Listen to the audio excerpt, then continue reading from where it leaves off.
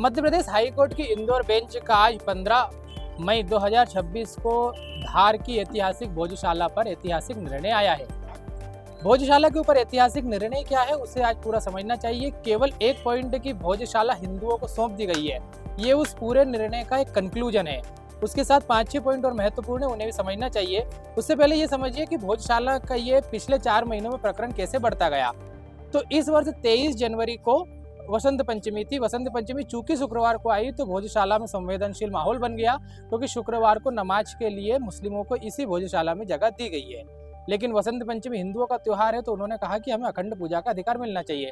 बाद में 22 जनवरी को जब इस पिटीशन पर सुप्रीम कोर्ट में सुनवाई हुई तो सुप्रीम कोर्ट ने कहा कि हिंदुओं को वह जो संरक्षित स्मारक है उसके अंदर पूरी तरह से पूजा का अखंड पूजा का दिन पर अधिकार दिया जाना चाहिए और उसी परिसर के एक हिस्से में मुस्लिमों की नमाज करवाई गई। उसके बाद एएसआई की रिपोर्ट, जो एएसआई का सर्वे हुआ, खुदाई हुई, उत्खनन हुआ, उसके बाद एएसआई की रिपोर्ट के बारे में को भी इंदौर हाईकोर्ट में, मध्य प्रदेश हाईकोर्ट की इंदौर बेंच में प्रस्तुत किया गया और उसके बाद से ही 38 दिन तक लगातार इस मामले पर सुनवाई चलती रही। सुनवाई अभी 5 दिन पहले ही समाप्त हुई थी और आज इंदौर बेंच ने इस पर अपना फैसला सुना दिया है। यह फैसला पूरी तरह से हिंदू पक्ष के हित में आया है। फैसला क्या है उसके 5-6 बिंदु है, वो सुन लीजिए। पहला कि भोजशाला जो है ये प्रोटेक्टेड मोन्यूमेंट है, यानी एक संरक्षित स्मारक है।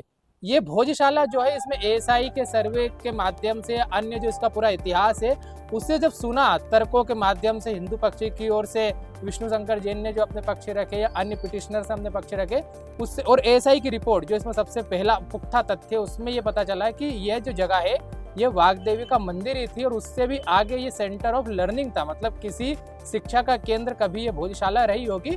और इसे अपने जज ने जब निर्णय सुनाया तो इसे कहा कि परमार डायनेस्टी के समय इसे बनाया गया था, यानी राजा भोज जो परमार राजा थे, राजा भोज, उनके समय उन्हीं के द्वारा बनाया गया था। यही हिंदू समाज का वर्षों से कहना था और उसे यह हाईकोर्ट ने स्वीकार किया है। इसके बाद इंदौर हाईकोर्ट ने, इंदौर बेंच ने भोजशाला में हिंदुओं को पूरी तरह से पूजा का अधिकार दिया है। अभी तक क्या होता था, मंगलवार को हिंदुओं को पूजा का अधिकार था, शुक्रवार को उसी जगह पर मुस्लिम समाज 1 से 3 बजे तक नमाज करता था और बाकी दिन कोई भी जा सकता था। अन्य बचे 5 दिनों में उसमें 1 रुपये का टिकट लगता था।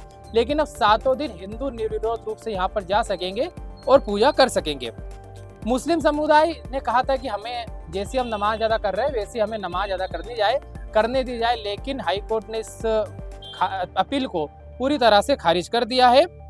इस पूरे प्रोटेक्टेड मोन्यूमेंट को पहले से भी एएसआई देख रहा था और आगे भी अब इसे एएसआई ही देखेगा, इसे हाईकोर्ट ने निर्देशित किया है। अब इस भोजशाला का जो सबसे बड़ा विषय है वो है वाग्देवी की प्रतिमा। उसे ही भोजशाला का प्राण कहा जाता है। वो वाग्देवी की प्रतिमा भोजशाला में नहीं है। हिंदू समाज में जब मंगलवार को पूजा करता है या वसंत पंचमी को पूजा करता है तो एक कटआउट लेकर, एक तस्वीर लाकर पूजा करता है। वह जो प्रतिमा है वो ब्रिटिश संग्रहालय में कैद है। जब अंग्रेज यहाँ पर थे तब वो फूट डालो राज करो की नीति के तहत यहाँ से उसे ले गए थे और उसे ब्रिटिश म्यूजियम में रख दिया था। तो कोर्ट ने कहा है कि यूके संग्रहालय से प्रतिमा वापस लाने के संबंध में अभ्यावेदन जो है उस पर भारत सरकार फिर से विचार कर उस प्रतिमा को लेकर आया जाए। इसके साथ ही यह कहा गया कि क्या इसी परिसर में दूसरी जो जगह है, बाकी सारी जगह, जिसे कमाल मौला मस्जिद तो कहा जाता है, क्या वो मुस्लिमों के पास रहेगी, वो केवल प्रोटेक्टेड मोन्यूमेंट हिंदुओं के पास रहेगा?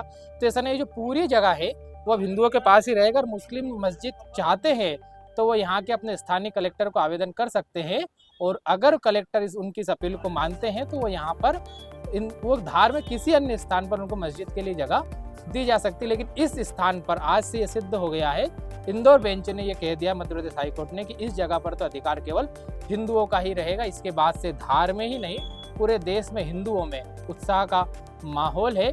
इसलिए इस पूरे मामले को मैंने आपको समझाने का प्रयास किया है। मध्य प्रदेश की हर खबर के लिए द जर्नलिस्ट को सब्सक्राइब कीजिए। धन्यवाद।